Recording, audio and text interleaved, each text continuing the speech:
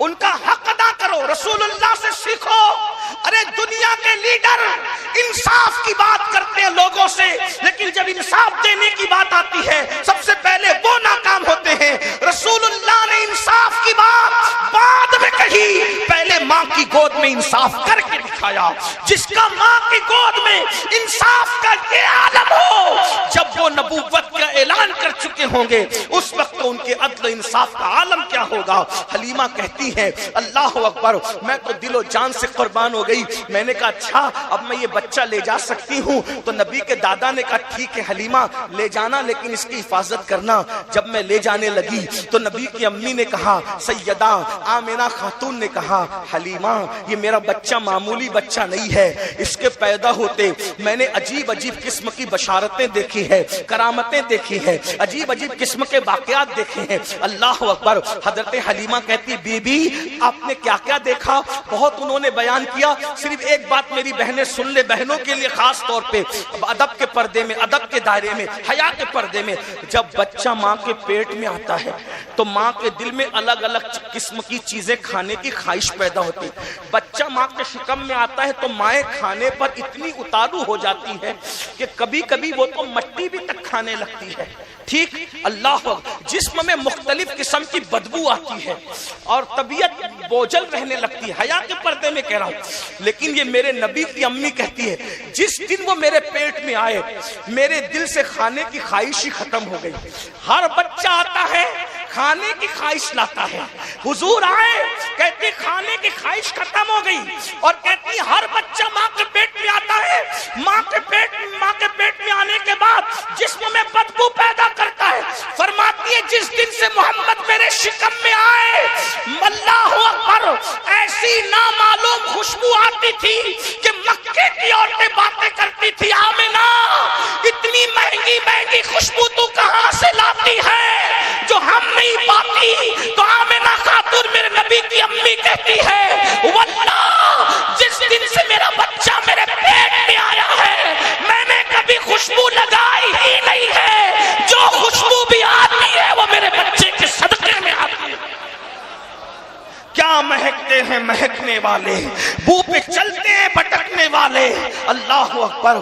پھر حلیمہ سعدیہ کہتی ہے کہ میں لے کر کے چلی، کہتی ہے جب میں نے سوچا کہ لے کر چلی ہوں تو کعبے کا طواف کر لوں، پتہ نہیں اب کب آؤں گی مکہ۔ ہمیشہ آنا جانا تو رہتا نہیں تھا، پیدل آنا تھا، سواری پہ آنا تھا، گھوڑے کھچروں پہ آنا تھا۔ کہتی میں نے سوچا کعبے کا طواف کر لوں۔ یہ روایت میں کہاں سے بیان کر رہا ہوں؟ علامہ قاضی ثناء اللہ پانی پتی بیان کرتے ہیں اس کو، صاحب تفسیر مظہری، وہ بیان کرتے ہیں کہ کہتی ہیں کہ جب میں نے سوچا کعبے کا طواف کر لوں، کعبے کا طواف کر رہی تھی، سوچا حجر اسود کو چوم لوں، بچے کو چموا لوں۔ جیسی میں نے ان کو حجر اسود کے قریب کیا میری آنکھیں حیرت سے پھٹی کے پھٹی رہ گئی۔ حجر اسود اپنی جگہ سے نکلا اور اس نے میرے محمد کے لبوں کو چوم لیا۔ یہ اپنے نبی کا بچپن ہے۔ بھائیو آپ مجھے بتائیں جس کا بچپن اتنا بے مثال ہو اس کی زندگی کتنی بے مثال ہوگی۔ آج اس نبی سے ہم دور ہیں۔ بس اپنی گفتگو کو سمیٹتے ہوئے عرض کروں، اسی اللہ کے رسول علیہ السلام نے ہمیں زندگی گزارنے کا سلیقہ دیا۔ اللہ کے رسول نے ہمیں یہاں تک بتایا کہ بیت الخلاء میں بیٹھنے کا طریقہ کیا ہے۔ ایک شخص نے سیدنا سلمان فارسی کو تانا دیا، یہ تمہارا نبی کیسا ہے، وہ بیت الخلاء میں بیٹھنے کا طریقہ بھی سکھاتا ہے۔ تو حضرت سلمان فارسی نے کہا الحمدللہ ہمارا دین وہ ہے جس میں بیت الخلاء کا طریقہ بھی سکھایا گیا ہے۔ تمہارا بھی کوئی مذہب ہے جس میں استنجا کا تک ڈھنگ نہیں سکھایا گیا؟ یہ تمہارا بھی کوئی مذہب، یہ ہمارا مذہب۔ بھائیو حضور نے سب سکھایا، ہم حضور سے نہیں سیکھ رہے، ہم اللہ کے رسول سے نہیں سیکھ رہے۔ اسی لیے ہم کہاں سیکھ رہے ہیں؟ فلموں سے۔ ہم کہاں سے سیکھ رہے ہیں؟ اداکاروں سے۔ یہ میری بہنیں بیٹھی ہوئی ہیں، رات کے 3 بجنے قریب، اللہ انہیں جزائے خیر دے، گرمی میں پنکھے چلنی مگر بیٹھی ہیں۔ لیکن بہنوں سے پوچھو 40 منٹ تک سیریل دیکھے گی، 10 منٹ نماز کے لیے نہیں نکلے۔ پھر جب یہ بازار میں جائے گی تو دکاندار سے کہے گی کیا ذرا وہ کپڑے اور ڈریس نکال جو سیریل میں فلاں اداکارہ نے پہنے تھے۔ ہنسنے کی بات نہیں۔ اور وہ کپڑے کون سے ہوں گے؟ جس میں آستین کے بعد بھی ہاتھ نظر آئے گا۔ کپڑے کے بعد بھی جسم نظر آئے گا، ہنسنے کی بات نہیں، جہنم کا ایندھن بن رہی ہے، یہ کپڑے خریدنے نہیں جا رہی ہے، جہنم خریدنے جا رہی ہے۔ مرنا ہے بہنوں۔ فلم کی اداکاروں کو آئیڈیل بنایا، سیدہ فاطمہ الزہرا کو آئیڈیل کب بناؤ گی؟ سیدہ زینب پاک کو آئیڈیل کب بناؤ گی؟ اللہ اکبر۔ اگر بڑے باٹم کے کپڑے اداکارہ نے پہن لیا، چاہے بے تکے دکھیں، بے تکے، مگر ان کو پسند ہے، بال اداکارہ نے کٹا لیا، چاہے اس کے بدلے جہنم ملے، ان کو پسند ہے، آبرو جاتی ہے جاتی رہے، مگر ان کو جہنم پسند ہے صرف اداکارہ کی محبت میں۔ میری بہنوں، رسول اللہ نے جو سکھایا ان سے نہ سیکھا، میرے بھائیوں حضور نے جو سکھایا ان سے نہ سیکھا۔ ارے کاش کہ آج کی میری مائیں اور بہنیں بازار میں جا کے یہ نہ کہتی کہ اداکارہ کے کپڑے دکھا، بلکہ یہ سوچ کر جاتی کہ سیدہ فاطمہ نے جیسے کپڑے پہنے تھے ویسے کپڑے میں بھی پہنوں گی تاکہ میں اپنی آبرو کی حفاظت کروں۔ ارے سیدہ فاطمہ الزہرا تو اس متقی خاتون کا نام ہے کہ میرے آقا فرماتے ہیں کہ میری بیٹی فاطمہ نے اپنی طہارت پر ایسی نظر رکھی کہ اللہ نے قیامت تک کے لیے اولاد فاطمہ پر جہنم کی آگ کو حرام فرمایا۔ اسی لیے سیدی اعلیٰ حضرت نے فتاوی رضویہ شریف میں یہ مسئلہ لکھا، اعلیٰ حضرت نے لکھا کہ عند اللہ جو سادات ہیں، کیا عند اللہ جو سادات ہیں ان پہ جہنم حرام ہے، وہ جہنم میں جا ہی نہیں سکتے۔ کون لوگ؟ جو عند اللہ ہے۔ آسان زبان میں سمجھ، عند اللہ کا مطلب جن کو اللہ نے بنا کے بھیجا ہے ان پر جہنم حرام ہے، اور جن کو لوگوں نے بنا دیا ان کی کوئی گارنٹی نہیں، ان کو تو رسول اللہ کی شفاعت بھی نصیب نہیں، ان کا تو فرض بھی قبول نہیں، ان کا تو نفل بھی قبول نہیں۔ لوگوں نے بنایا یا خود سے بنے، ان کا فرض اور نفل قبول نہیں ہے، ان کو شفاعت بھی نہیں ہے۔ لیکن جن کو اللہ نے بنا کے بھیجا، اگر وہ سبزی بیچتا ہے تو بھی اس پہ جہنم حرام ہے، اگر وہ مقرر نہیں ہے تو بھی اس پہ جہنم حرام ہے، اگر وہ عالم نہیں ہے تو بھی اس پہ جہنم حرام ہے۔ حضور شیخ المشائخ اعلیٰ حضرت اشرفی میاں رحمت اللہ علیہ فرماتے ہیں کوئی یو متقی ہو عالم و زاہد زمانے میں مگر آل محمد کے برابر ہو نہیں سکتا۔ اس لیے میری بھی گزارش ہے کہ جو عند اللہ سادات ہیں ان سے جنگ نہ کرنا، کیونکہ اللہ کے رسول نے فرمایا جنہوں نے ان سے جنگ کی میں اس سے جنگ کروں گا۔ ہاں، بلکہ میں تو لوگوں کو کہتا ہوں سید سے اگر لڑنے کی بات آئے تو پہلے بھاگ جانا، لڑنا ہی مت، عافیت اسی میں۔ لیکن خود سے سید ہی آ کے لڑے، خود ہی سے لڑے آ کر، تو لڑنا مت، بھاگ جانا۔ پھر بھی وہ لڑنا چاہے تو ہار جانا، جیتنے کی کوشش مت کرے گا۔ کیوں؟ میں نے کہا جو سید سے ہار جاتا ہے وہ سید الطائفہ بن جاتا ہے، اور جو جیتنے کی کوشش کرتا ہے پھر وہ یزید بن جاتا ہے، اس کی قبر کا نشان بھی مٹ جاتا ہے۔ اس لیے یزید نہ بنو۔ اگر سید الطائفہ بننا ہے تو کیسے؟ اللہ اکبر، واقعہ نہیں بتاتا، صرف اشارہ کر جاتا ہوں۔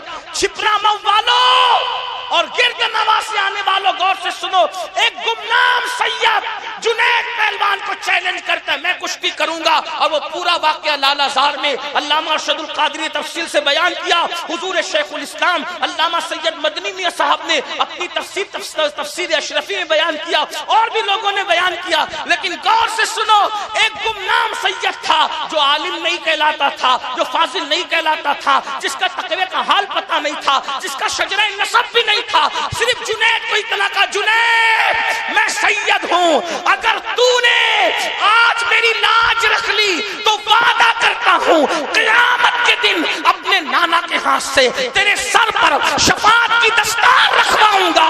جنید نے یہ نہیں دیکھا کس گلی کا ہے، کس محلے کا ہے، کس گاؤں کا ہے، کس شہر کا ہے، شجرہ نسب کیا ہے، سند کیا ہے، علم کیا ہے، تقویٰ کیا ہے، بس یہ سنا کہ اپنے آپ کو سید کہہ دیا۔ جنید سینہ پھیلا کر لیٹ گئے اور اس کو اپنے اوپر بٹھا لیا۔ کیوں؟ کتنا سستا سودا تھا، ہارو جنت لے لو۔ لوگ جیت کے جنت نہیں لے سکتے، لیکن ہارو اور جنت لے لو. جیسے ہی سینے پہ بیٹھ گیا وہ سید زادہ تو لوگوں نے کہا سمجھ بھی نہیں آیا, مقابلہ دوبارہ ہوا. پھر اس نے کان میں کہا میں سید ہوں. پھر لیٹ گئے, دھول ادھر ادھر اڑائی اور دھول اڑی تو خود لیٹ گئے, سینے پہ بیٹھ گئے. وہ صاحب گمنام سے تھے, کچھ پتہ بھی نہیں تھا. پھر کا اور مقابلہ ہو اور ہوا, پھر سینے بیٹھ گئے. اب لوگ تو ہمیشہ جیتنے والوں کے ساتھ رہتے, چڑھتے سورج کو سلام کرتے. وہ دبلا پتلا, چہرے پہ پیلا پن, آنکھیں اندر کو دھسی ہوئی, پیلی پیلی بھوک اور پیاس کی وجہ سے وہ دبلا پتلا سید جیت گیا. لوگوں نے کندھے پہ اٹھا کے نعرے لگانے شروع کیے, یہ جنید پہلوان. لوگ کہتے ہیں تو ہار گیا, ذلیل کر رہے ہیں, رسوا کر رہے ہیں. جنید دل ہی دل میں خوش تھے, آنکھوں میں آنسو تھے. ہارا تو دنیا میں ہوں بازی, لیکن ہمیشہ کے لیے جیت گیا ہوں. گھر گئے اور گھر جانے کے بعد روتے روتے آنکھ لگی, خواب میں حضور کا جلوہ دیکھا. اب تک نہیں دیکھا تھا, آج ہارنے کے بعد جلوہ دیکھا. اور آقا کہتے ہیں میرے بیٹے نے تو قیامت کا وعدہ کیا تھا, میں تیرے سر پہ ابھی ولایت کی دستار باندھوں. اور جنید پہلوان سید الطائفہ بن گئے. وجہ سید سے ہار گئے. لوگ ہمت کہاں سے لاتے سیدوں سے لڑنے کے؟ یزید کا انجام نہیں دیکھتے, انجام نہیں. لوگوں کو یہی تکلیف ہے نبی کے گھرانے سے. لیکن یاد رکھنا نسلیں بھی ختم ہو جاتی ہے, قبروں کا نشان بھی مٹ جاتا ہے.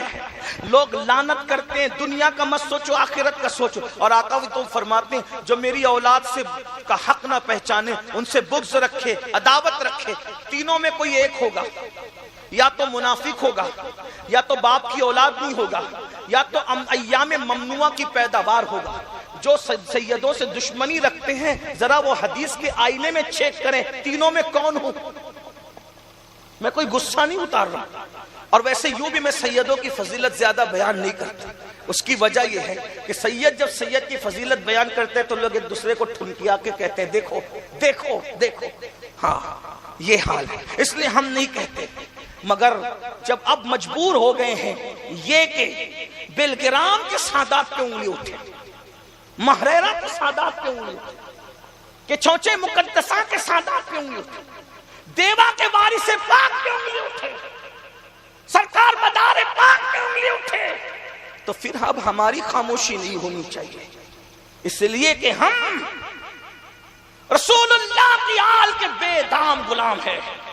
اور سنیوں, بلگرام وہ خانقاہ ہے سنیوں کی جس کو سب سے زیادہ قدیم ہونے کا شرف حاصل.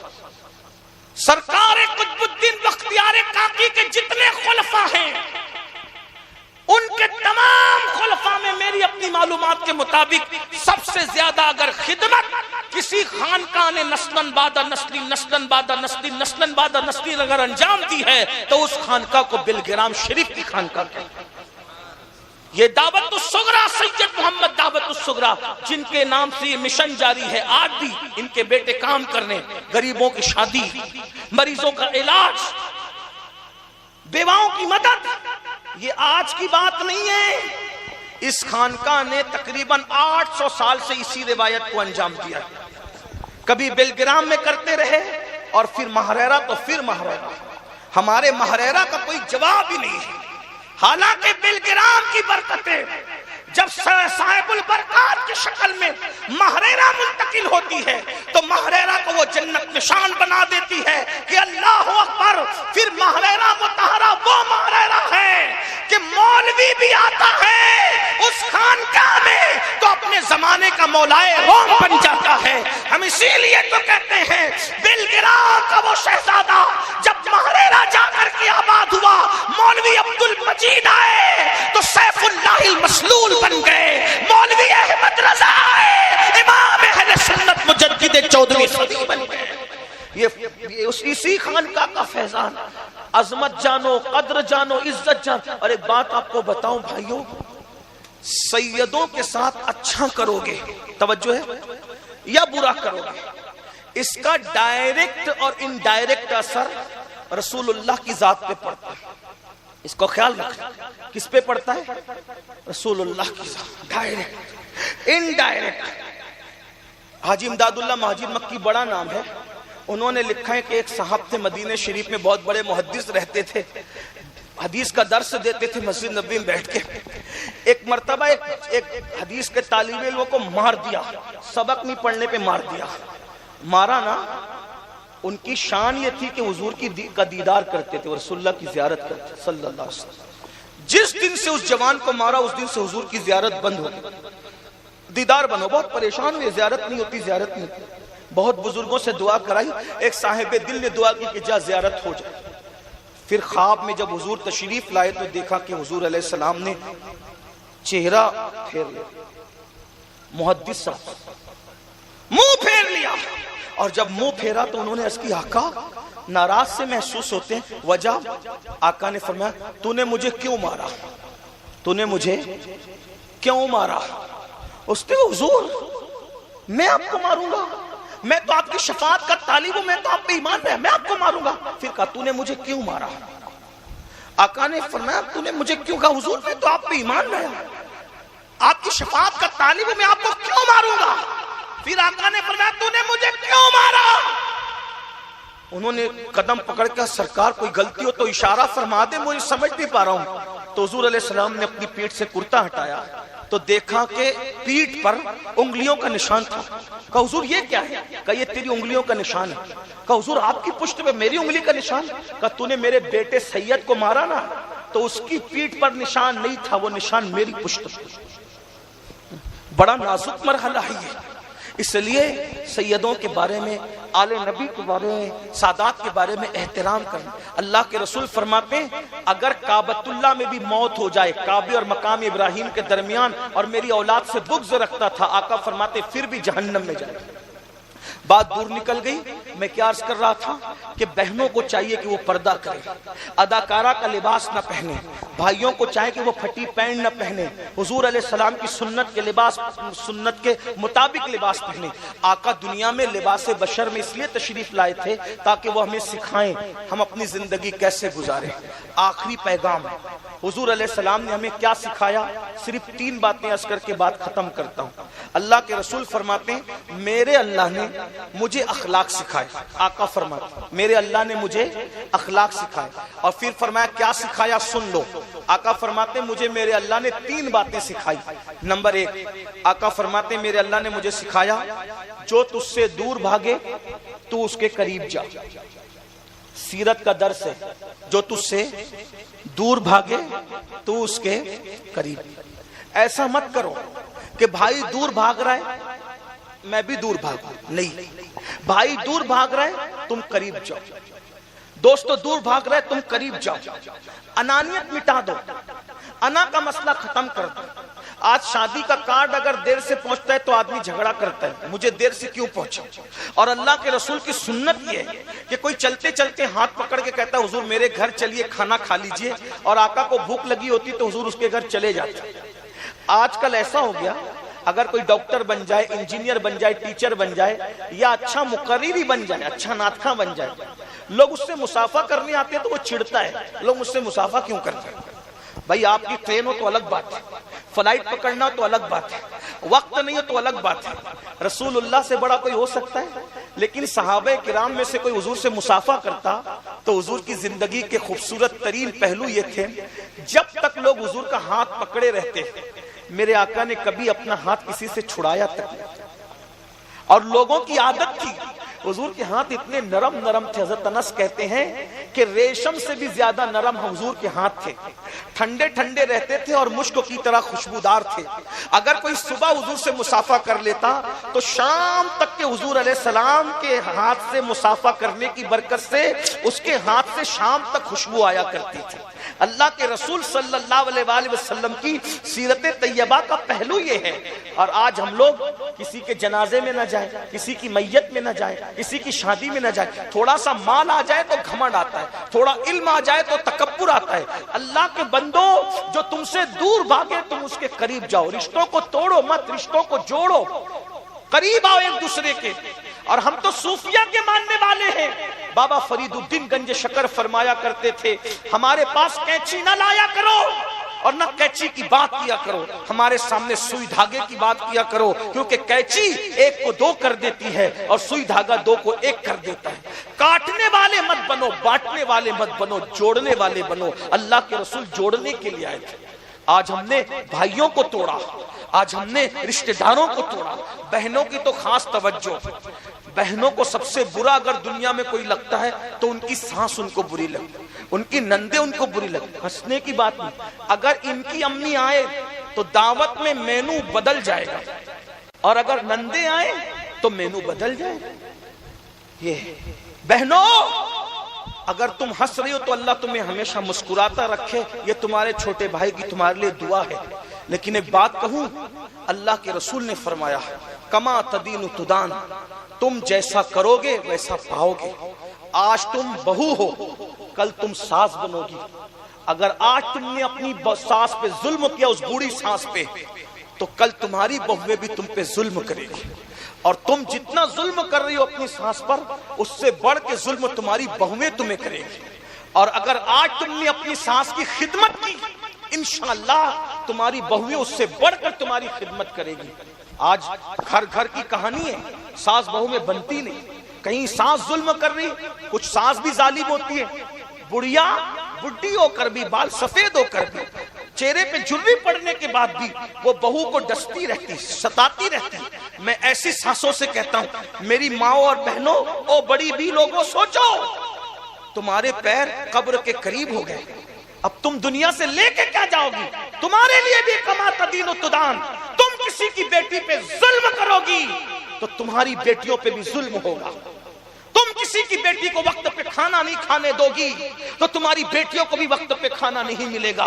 اگر تم کسی کی بیٹی کو ستاؤ گی تو تمہاری بیٹیاں بھی ستائی جائے گی۔ اگر تم لوگ چاہتے ہو کہ تمہاری بیٹیاں سکون سے رہے تو تم بہووں کو اپنی بیٹی سمجھ کر ان کو اچھے سے انصاف دو، پیار دو، محبت دو۔ محبت دو گے محبت ملے گی۔ اور یاد رکھنا، جو مخلوق سے نفرت کرے اس کے دل میں خدا کی محبت کبھی پیدا نہیں ہو سکتی۔ ارے کتے پہ بھی کوئی ظلم کرے تو اللہ اس کو بھی عذاب میں مبتلا کرتا ہے، بلی پہ بھی کوئی ظلم کرے اللہ اس کو بھی عذاب میں مبتلا کرتا ہے۔ تو بہوؤں پہ ظلم کرنے والی ساس یا ساس پہ ظلم کرنے والی بہو، کیا تم نے رسول اللہ کی وہ حدیث نہیں سنی؟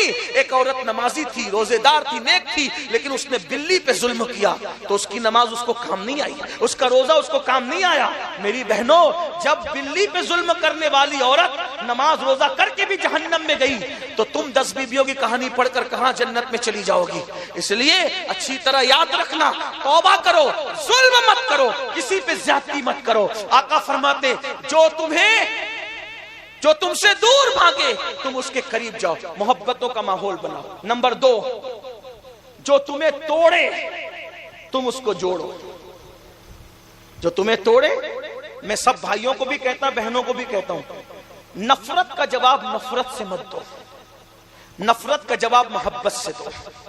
بہت اچھے مفکر نے ایک بہت بڑی بات کہی ہے، جب کہیں گندگی پڑی رہتی ہے، توجہ ہے آپ کی میری طرف، میری گفتگو کا اینڈ ہے، کچھ یاد رہنا، یاد رہی، یہ 3 باتیں یاد رکھنا آقا کی فرمان کی۔ بہنوں کی خاص توجہ، جٹھانی لڑ رہی ہے، ننن لڑ رہی ہے، ساس لڑ رہی ہے، پڑوسن لڑ رہی ہے، تو میں بھی کمر میں دوپٹہ باندھ کر گالیاں دوں؟ نہ، اپنا کام ہی نہیں۔ لوگ ہمیں ظالم کہے یہ اچھا نہیں، لوگ ہمیں بزدل کہے یہ اچھا۔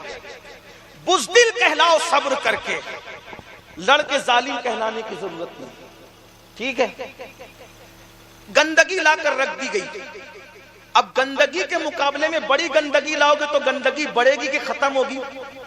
بولو بھائی، جواب چاہیے آپ سے، بولو بھائی، گندگی کے پاس گندگی لاؤ گے تو بڑھے گی کہ ختم ہوگی؟ ختم کرنے کا طریقہ کیا ہے؟ پانی لاؤ، بہا دو۔ گندگی سے ختم نہیں ہوتی، گندگی کس سے ختم ہوتی ہے؟ پانی سے۔ آپ کو کیا بننا ہے فیصلہ آپ کرو، کیا بننا چاہتے ہو؟ گندگی بننا چاہتے ہو کہ پانی؟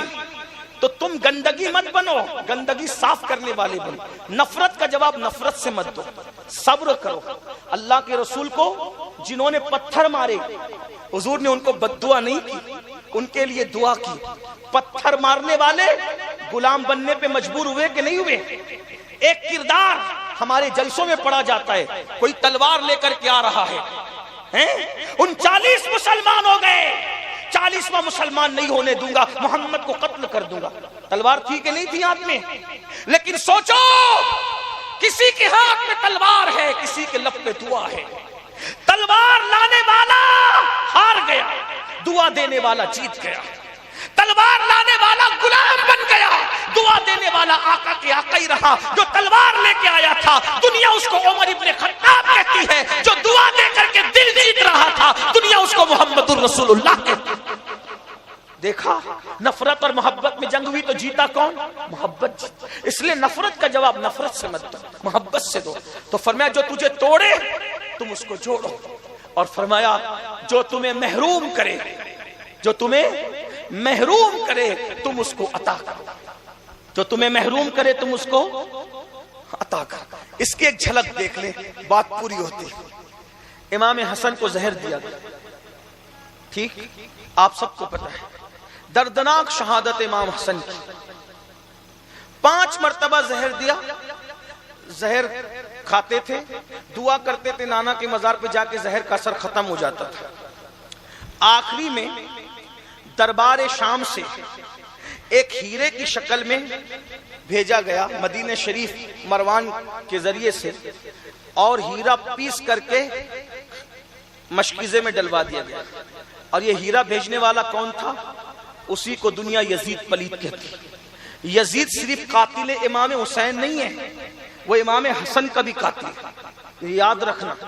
اس لیے کہ ہیرا پیس کے پلانا کیا اس دور میں تھا؟ جن لوگوں کو 3 دن تک کھانا نصیب نہیں ہوتا تھا، وہ کسی کو ہیرا پیس کے کیا پلائے گا؟ یہ کام یزید نے کروایا تھا، ہیرا پیس کر کے مشکیزے میں ڈلوایا۔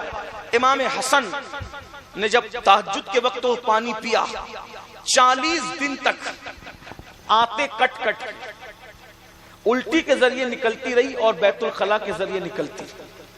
تھوڑے تصور کرو، اگر آدمی دودھ پینے کے بعد الٹی کرے تو بھی اس کے چہرے کی کیفیت کیا ہوتی ہے؟ رگیں تن جاتی ہے، چہرہ سوج جاتا ہے، آنکھیں لال لال ہو جاتی ہے۔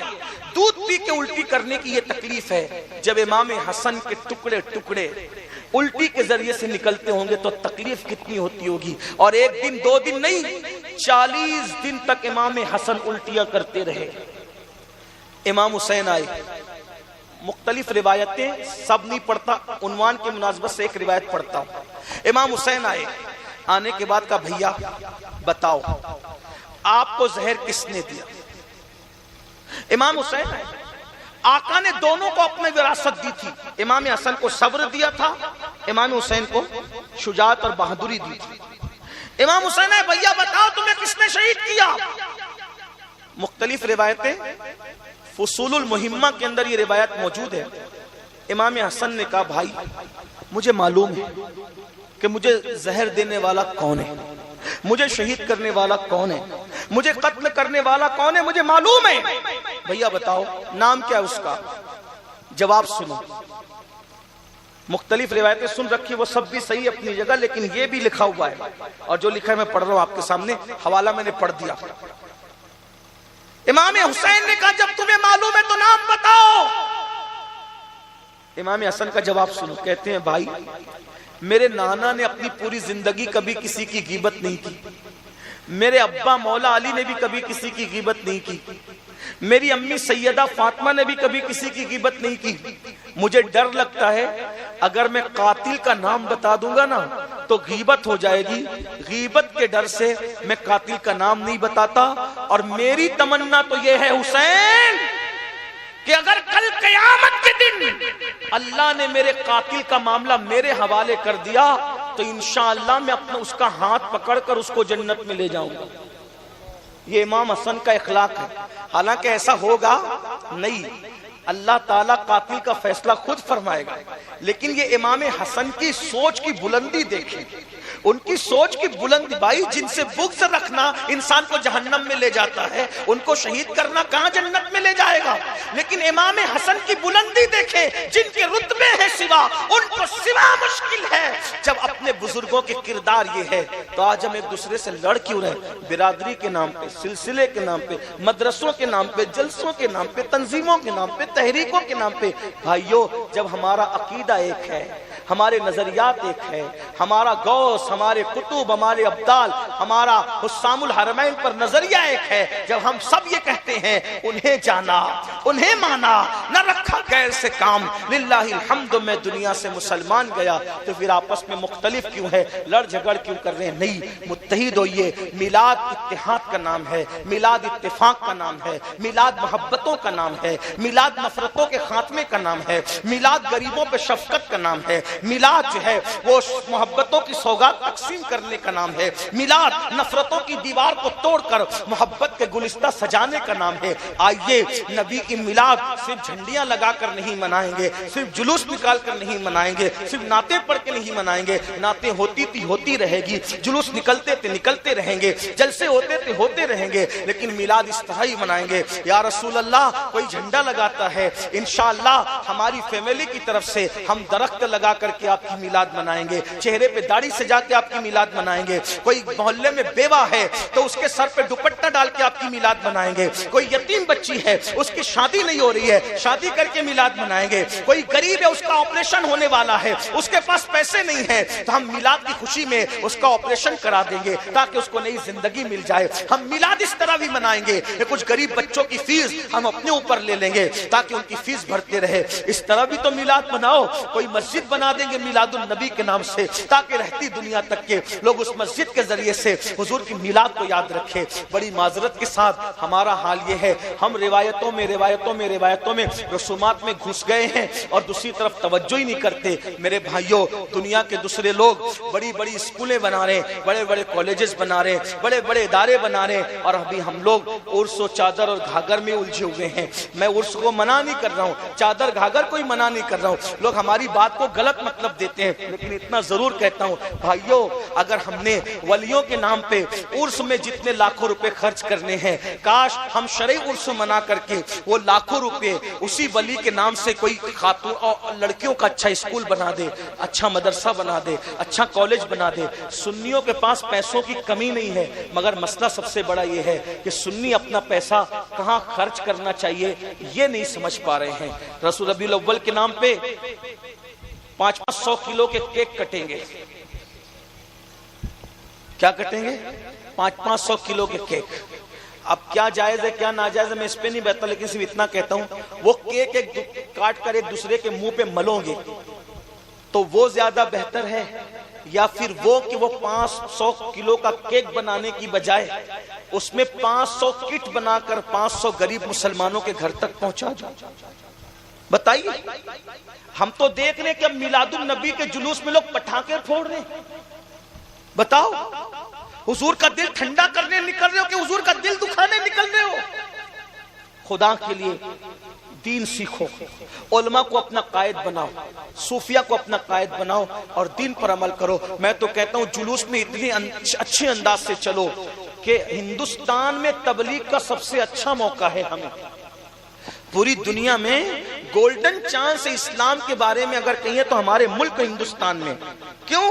ہمارے ملک میں جتنی آزادی ہے دین کی تبلیغ کی کئی نہیں ہے۔ ایسے روڈوں پہ اور پلوں میں جلسے کئی نہیں ہوتے، اسلامی ممالک میں بھی نہیں ہوتے۔ یہ خواجہ غریب نواز کا فیضان ہے، یہ ہمارے بزرگوں کی روحانی تصرفات ہے کہ ہمیں اللہ نے ایسے موقع دیا، اس کا فائدہ اٹھاؤ اور جلوس میں چلو تو اتنے نگاہیں نیچی کر کے مؤدب انداز میں چلو کہ دنیا دیکھ کر پکار اٹھے کہ جب 1450 سال گزرنے کے بعد غلاموں کے چلنے کا یہ انداز ہے تو ان کے آقا محمد الرسول اللہ کے چلنے کا انداز کیا ہو۔ غیر مسلموں کو بھی پاس پڑوس میں رہتے ہو تو مٹھائیاں دو اور بتاؤ کہ آج ہمارے نبی کی ولادت کا دن ہے۔ دواخانوں میں جاؤ، مریضوں کو پھل دو، آج ہمارے نبی کی ولادت کا دن ہے۔ پولیس والوں کو پھول لے جا کر کے دو، آج ہمارے نبی کی ولادت کا دن ہے۔ ٹیچرز لوگوں کو جا کر کے تحفے دو کہ تم ٹیچر ہو، تم معلم ہو، معلم کائنات کی آج آمد کا دن ہے۔ مزدوروں کے سر پہ شفقت کا ہاتھ رکھو، ان کو بھی نوازو، آج ہمارے نبی کی آمد کا دن ہے۔ اس طرح سے لوگوں کے دل و دماغ میں پتہ چلے گا کہ کون آیا ہے، رحمت للعالمین آیا، وہ آیا ہے جو در یتیم بن کے آیا، پوری کائنات میں انقلاب پیدا کیا، جس نے جانوروں کے حق تک بتا بتائے, جس نے مینڈکوں کے حق تک بتائے, جس نے جانوروں کو اور مرغی کو تک دانا دینے کی بات کی, جس نے اللہ اکبر چاند کے دشمنوں کو معاف کیا, جس نے خون بہانے کو حرام قرار دیا, خون تو خون, جس نے پانی بھی بہانے کو حرام قرار دیا. ہمارے نبی کی سیرت کی تبلیغ کرو, دنیا سے نفرتیں ختم ہوگی. لیکن بڑی معذرت کے ساتھ ہم سب کا ذکر کرتے, نبی کا ذکر نہیں کرتے. میں تو یہ کہتا ہوں جس دن مسلمان نبی کی سیرت پہ بات کرنا شروع کر دے گا, غیبت کرنے کے لیے ٹائم ہی نہیں ملے گا میرے بھائی. آپ کو 10 منٹ ایک دوسرے سے ملو نا, 8 منٹ اپنے ضرورت کی بات کرو اور 2 منٹ نبی کی سیرت پہ بات کرو. اپنے بچوں کو روزانہ سیرت النبی کا کوئی نہ کوئی واقعہ ضرور پڑھ کر کے سناؤ یا علماء سے سناؤ. اللہ تعالیٰ کی بارگاہ میں دعا ہے اللہ ہم سب کو توفیق عطا فرمائے. اور یہ سید محمد دعوت الصغریٰ فاتح بلگرام کے نام سے جو مشن ہمارے حضرت علامہ پیر سید انس میاں صاحب اپنی ٹیم کو لے کر کے چلا رہے ہیں, مجھے پتا چلا کہ کل جو ہے وہ میڈیکل کیمپ ہوگا. اچھا کام ہے, بہت اچھا کام ہے, مریضوں کا علاج اچھی بات ہے. اسی طرح سے سنا ہے کہ بچیوں کی شادیاں بھی یہ لوگ کرائیں گے, اچھی بات ہے. غریبوں کو, یتیموں کو اور مفلسوں کو راشن بھی دینے, اچھی بات ہے. دیکھو جو کام کرے, میں یہ نہیں کہہ رہا ہوں سید ہونے کی وجہ کہ صرف سید کام کرے تو ساتھ دو, ایسا نہیں. جو بھی دین کا کام کرے کوئی ہو اس کا ساتھ دو. اور اگر ساتھ نہیں دے سکتے نا, نہیں دے سکتے ساتھ, اتنی اہلیت نہیں ہے, کم سے کم چپ رہو بس. کام کرنے والوں کو کام کرنے دو. اگر آپ کام کرنے والوں کے کام میں رکاوٹ پیدا کرو گے اللہ تعالیٰ نسلیں برباد کرے گا. اس لیے دین کے کام میں کبھی رکاوٹ پیدا نہیں کرنا. کوئی انسان اپنے سمجھ میں نہیں آتا, چپ ہو جاؤ, خاموش ہو بس. لیکن کسی کی ٹانگ مت کھینچو, پیر مت کھینچو. آج کل مسلمانوں میں یہ بڑی خرابی ہے کہ وہ نہ کرتے ہیں. ایک ملک کا وزیر اعظم کہتا ہے, پتہ نہیں کس ملک کا کہتا ہے, آپ سرچ کر لینا یوٹیوب پر جا کے, نہ کھاؤں گا نہ کھانے دوں گا. اس کا ایسا اثر لے لیا مسلمانوں نے تو وہ کہیں گے کہ نہ کام کروں گا نہ کرنے دوں گا. وہ کہتا ہے نہ کھاؤں گا نہ کھانے دوں گا اور نہ کام کروں گا نہ کرنے دوں گا. یہ آج ہمارا حال ہو گیا بھائیو. ہم کام کرنے والی قوم ہے. ہمارے امام نے کہا کام وہ لے لیجئے, تم کو جو راضی کرے, ٹھیک ہو نام رضا, تم پہ کروڑوں درود. اور امام اہل سنت کی فکر پر چلتے ہوئے, ان کے مسلک پہ قائم رہتے ہوئے یہی گنگنائیے, انہیں جانا انہیں مانا, نہ رکھا غیر سے کام. للہ الحمد, میں دنیا سے مسلمان گیا. استغفر اللہ ربی من کل ذنب واتوب الیہ وما علینا الا البلاغ. السلام علیکم ورحمۃ اللہ. لائک کریں, شیئر کریں, کومنٹ کریں اور سبسکرائب ضرور کریں.